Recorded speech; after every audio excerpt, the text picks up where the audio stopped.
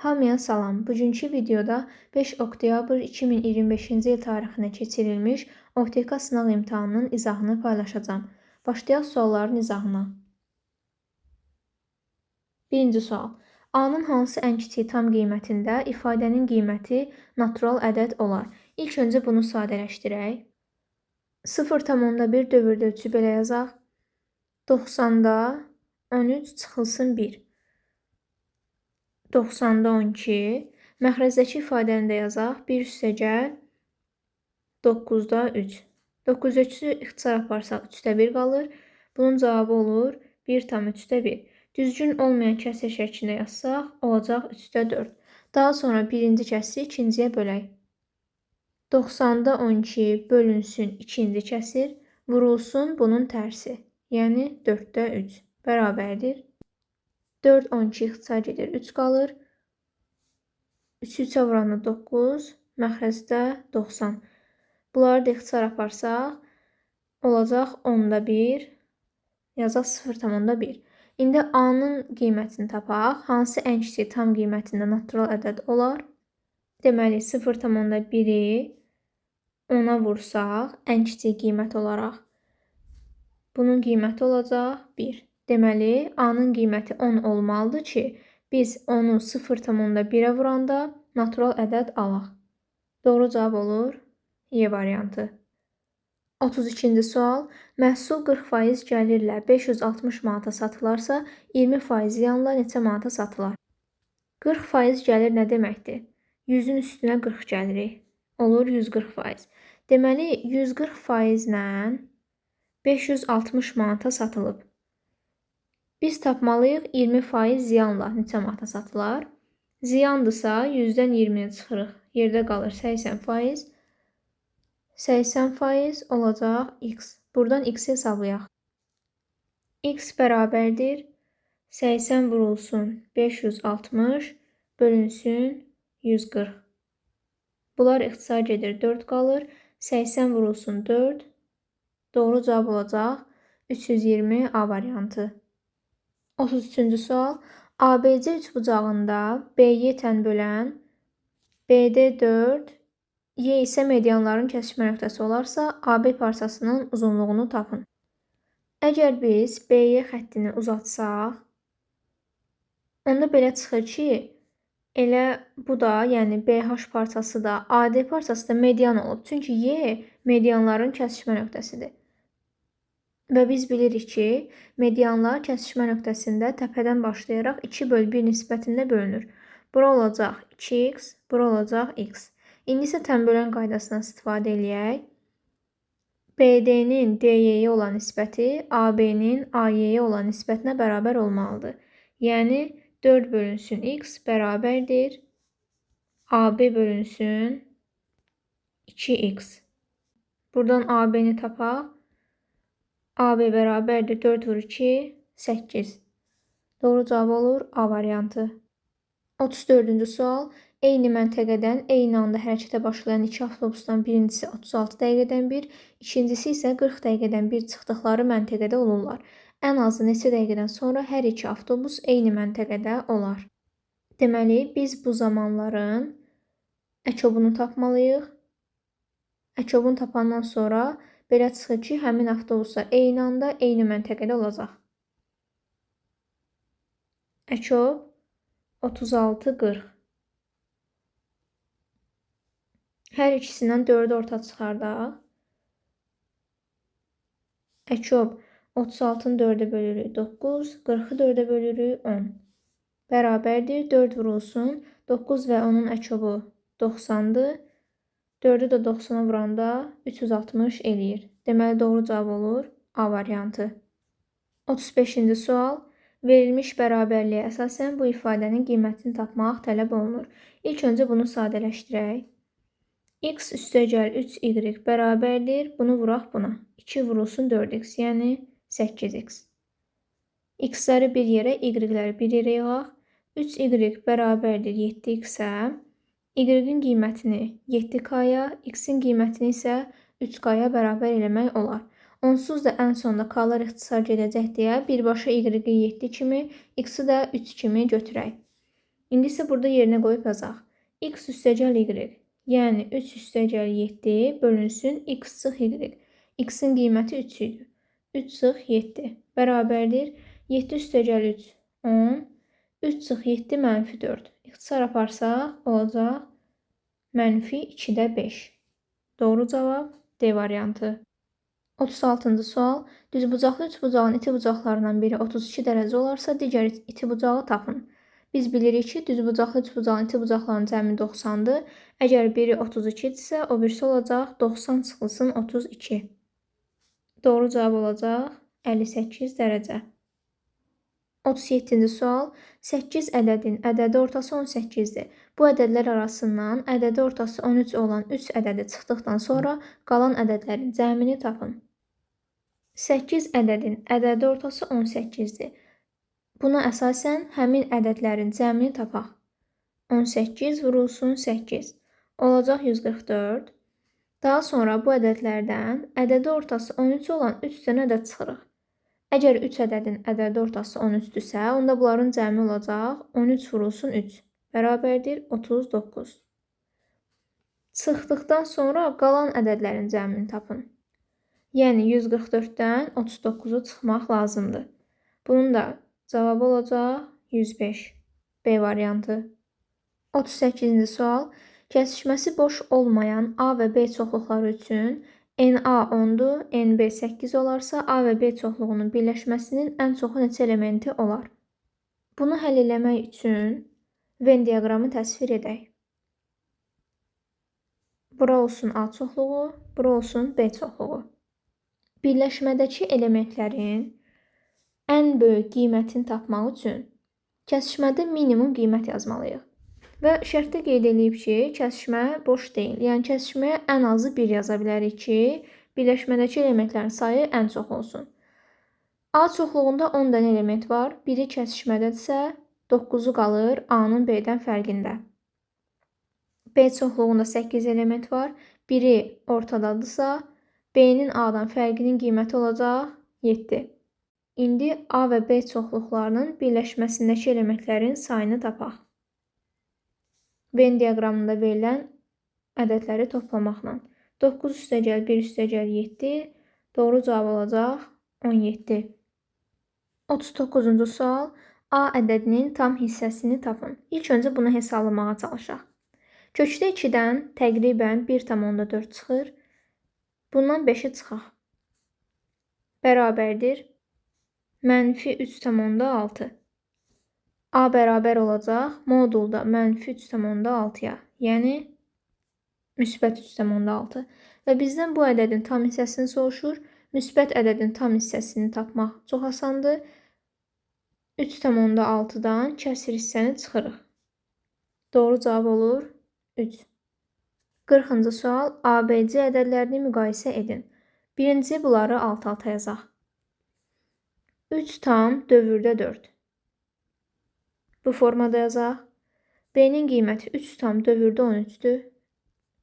13, 13. C-nin qiyməti isə 3 tam dövrdə 20-dir. Bu formada yazdıq. İndi müqayisə edək. Hər 3 ədədin tam hissələri eynidir. Vergüldən sonraki hissəyə baxaq. A-da 4-dür, B-də 1-dir, C-də 2-dir. Elə biz bu pillədəki ədədləri müqayisə etməklə ABC-nin müqayisəsini tapmış olarıq. A böyükdür C-dən, o da böyükdür B-dən. Doğru cavab olur A variantı. 41-ci sual. A və B sadə ədədləri üçün 2A üstəgəl 3B 13 olarsa, A üstəgəl B cəmini tapın. Bunu həll etmək üçün sadə bir cədvəl quraq. A, B. Şərtdə yazılıb ki, A da B də sadə ədədlərdir. Deməli, A-nın yerinə ən kiçik sadə ədəd yazaq. 2. Çünki 1 nə sadədir, nə mürəkkəb. A-nın yerinə 2 yazsaq, 2 vur 2, 4. 13-dən 4 çıxırıq. 9. 9-u da 3-ə böləndə B-nin qiyməti olacaq 3. A da sadə ədəddir, B də sadə ədəddir. İndi başqa bir ədəd qoyaq, 3 qoyaq. A-nın yerinə 3 qoyanda 3 vur 2, 6. 13-dən 6 çıxırıq 7. 7-ni 3-ə böləndə B-nin qiyməti tam ədəd alınmır.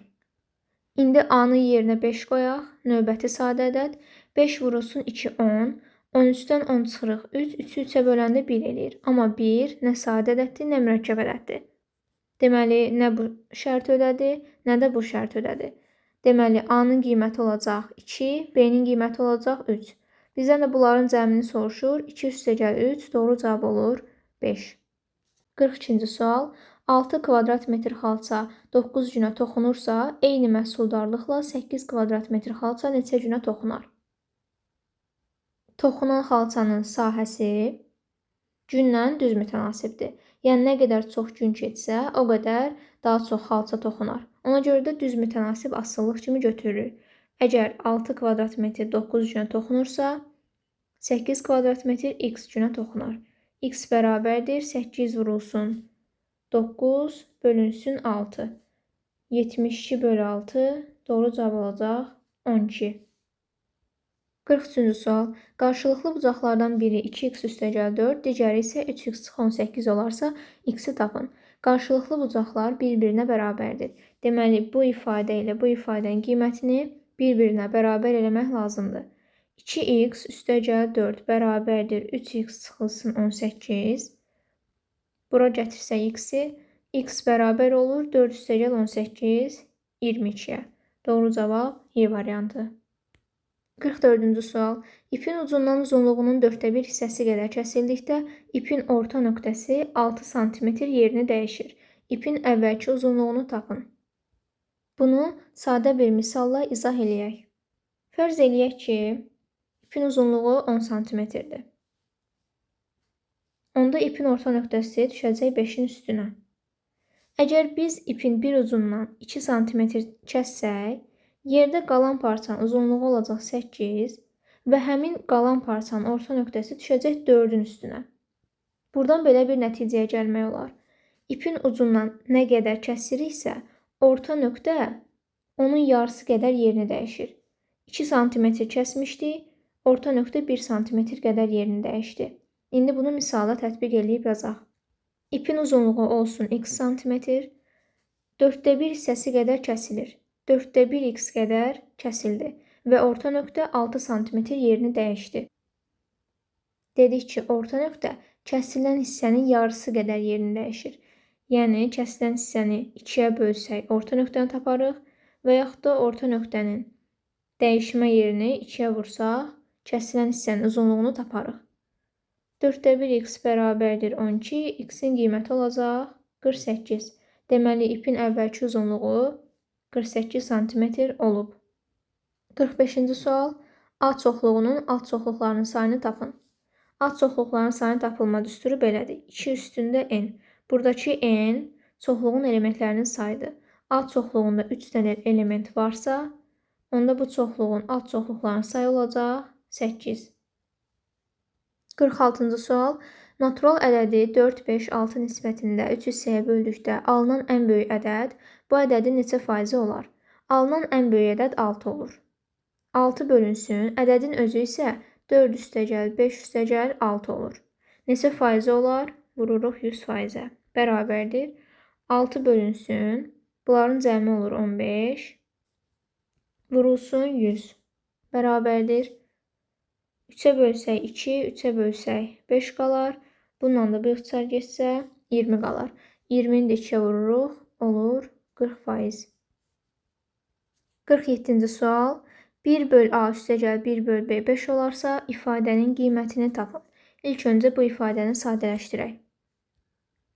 A üstəgəl 2 bölünsün A bərabərdir. A böl A üstəgəl 2 böl A. Ayrı-ayrı kəsirlərin cəmi şəklində yazırıq. 1 üstəgəl 2 böl A.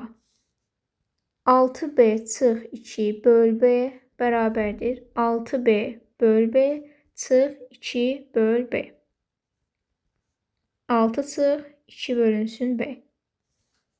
1 üstəgəl 2 böl A çıxılsın 6 çıx 2 böl B bərabərdir. 1 üstəgəl 2 böl A çıx 6 üstəgəl 2 bölünsün B. 1 çıxılsın 6 eləyir -5. Üstəgəl bunlardan da 2-ni ortaq çıxartsaq 1 böl A üstəgəl 1 böl B qalır. -5 üstəgəl 2 vurulsun. Bunun yerinə 5 yazırıq. -5 üstəgəlinsin 10. Cavab olur 5. 48-ci sual. ABC düzbucaqlı üçbucağında AC BC-yə perpendikulardır. AB 20, AC 12 və AD tənbölən olarsa, CD parçasının uzunluğunu tapın. İlk öncə BC katetinin uzunluğunu hesablayaq. Bunu tapmaq üçün Pifaqordan istifadə edirik. Kök altında 20-nin kvadratı 400 çıxılsın, 12-nin kvadratı 144. Olacaq 16. Bizdən CD-nin qiymətini soruşur. CD-yə x yazaq. BC-nin ümumi uzunluğu 16-dırsa, buranın uzunluğu olacaq 16 çıxılsın x. Daha sonra tənbölənin xassəsindən istifadə edək. 12 bölünsün 20 bərabərdir x bölünsün 16 çıx x. 4-ə bölürəm 3, 4-ə bölürəm 5, çarpaz vuraq. 5x bərabərdir 48 çıxılsın 3x. 8x bərabərdir 48, x-in qiyməti olur 6. Deməli, CD parçasının uzunluğu 6-ya bərabər olur. 49-cu sual. Bostanın 5-də 2 hissəsinə pomidor, 4-də 1 hissəsinə xiyar, qalan 140 kvadrat metr hissəsinə isə badımcan ştilləri əkildi. Bostanın ümumi sahəsini tapın. 5-də 2 hissəsinə pomidor, 4-də 1 hissəsinə isə xiyar əkilib. Bunların cəmini tapaq. Ortaq məxrəc 20-dir. Bunu 4-ə vururuq. 8x üstəgəl. Bunu 5-ə vururuq. 5x. Olur 20-də 13x. 20-də 13 hissəsinə pomidor və xiyar əkilib. İndi biz tapmalıyıq ki, nə qədər hissəsinə badımcan ştilləri əkilib. Bunun üçün x-dən 20-də 13x-ə çıxırıq. Qalır 20-də 7x. Bu bərabərdir 140-a. Bunlar ixtisar getsə 20 qalır. X-in qiyməti olacaq 20 vurulsun 20. 400. 50-ci sual. 28 nəfərlik qrupda olan şagirdlərdən 10-u ingilis dilini, 14-ü rus dilini bilir. 8 şagird isə bu dillərdən heç birini bilmir. Neçə şagird həm ingilis, həm də rus dilini bilir. İlk öncə ümumi şagirdlərin sayından heç bir dili bilməyənlərin sayını çıxırıq. Qalır 20. Daha sonra Venn diaqramı çəkirik. İngilis və rus dili. Həm rus, həm də ingilis dili bilənlərin sayını x ilə işarə eləyək. 10 nəfər ingilis dilini bilirsə, bura olacaq 10 çıx x. 14 nəfər rus dilini bilirsə, olacaq 14 çıx x. Bunların cəmini 20-yə bərabər eləmək lazımdır. 10 çıx x üstəgəl x üstəgəl 14 çıxılsın x bərabərdir 20. 24 çıxılsın x bərabərdir 20 olarsa, x-in qiyməti olacaq 4. Deməli, 4 nəfər həm ingilis dilini, həm də rus dilini bilir. ABC üçbucağında AB BC-yə bərabərdir. Bunların qiyməti 17-dir. DC-nin qiyməti 21, AD-nin qiyməti isə 9-dur. Bizdən BD-nin qiymətini soruşur. AB BC-yə bərabərdirsə, belə çıxır ki, bu üçbucaq bərabər yanlı üçbucaqdır. B təpəsindən bura bir hündürlük çəksə, həm median, həm də tənbölən olur. Ümumi AC tərəfinin uzunluğu 21 üstəgəl 9, 30-a bərabərdir. Əgər bu xətt mediandırsa, onda yarıya böləcək. Bura olacaq 15, bura da olacaq 15. Bura ümumi 15-dir, bura 9-dur. Deməli, buranın uzunluğu olacaq 15 çıxılsın 9. 15 çıxılsın 9, yəni 6. Digər tərəfdən biz bu hündürlüyün uzunluğunu tapsaq, Pifaqora görə BD tərəfini, yəni hipotenuzun da uzunluğunu tapa bilərik. Bura h yazaq. BH bərabərdir kök altında hipotenuzun kvadratı 289 çıxılsın katetin kvadratı 15-in kvadratı 225. Bərabər olur kök altında 64-ə. Bunun cavabı olur 8. Deməli, BH hündürlüyün uzunluğu 8-dir. Bu katetin uzunluğu 6-dır. Onda BD-nin uzunluğu olacaq 10. 6, 8, 10. Daha açıq formada yazsaq, BD bərabərdir kök altında 6-nın kvadratı 36, 8-in kvadratı 64, kök altında 100, bundan da 10 çıxır. Doğru cavab olacaq 10. 52-ci sual. ABC düzbucaqlı üçbucağında AC BC-yə perpendikulyardır. Sinus B 4/5 və AB 15 olarsa, üçbucağın perimetrini tapın. Bucağın sinusu nəyə bərabərdir? Qarşıdakı katetin, yəni AC-nin hipotenuza nisbəti, AB-yə nisbəti. Bu bərabərdir 5-də 4-ə. AC-nin qiymətini bilmirik, amma AB-nin qiyməti 15-dir. AC böl 15 bərabərdir 4 bölünsün 5-ə. Buradan AC-nin qiyməti olacaq 3 vurulsun 4, 12. AC oldu 12. Bizdən üçbucağın perimetrini soruşur. Bunun üçün də BC tərəfini tapmalıyıq. Yenə Pifaqordan istifadə etmək lazımdır.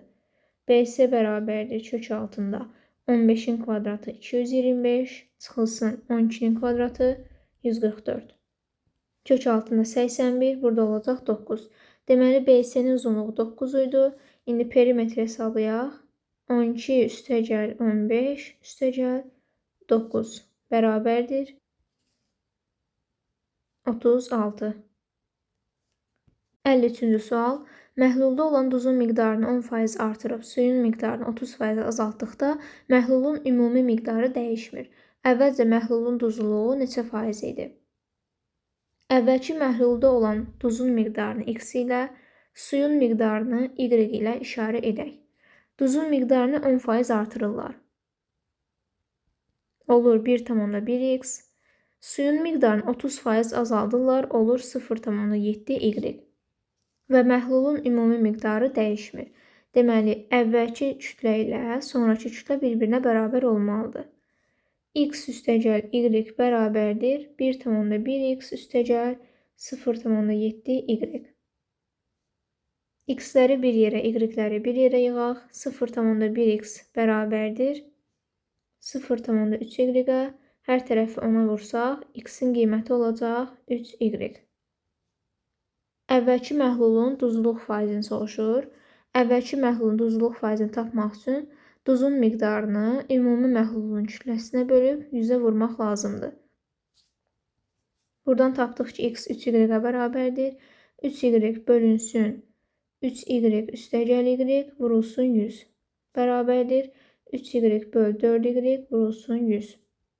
Doğru cavab olur 75%. 54-cü sual.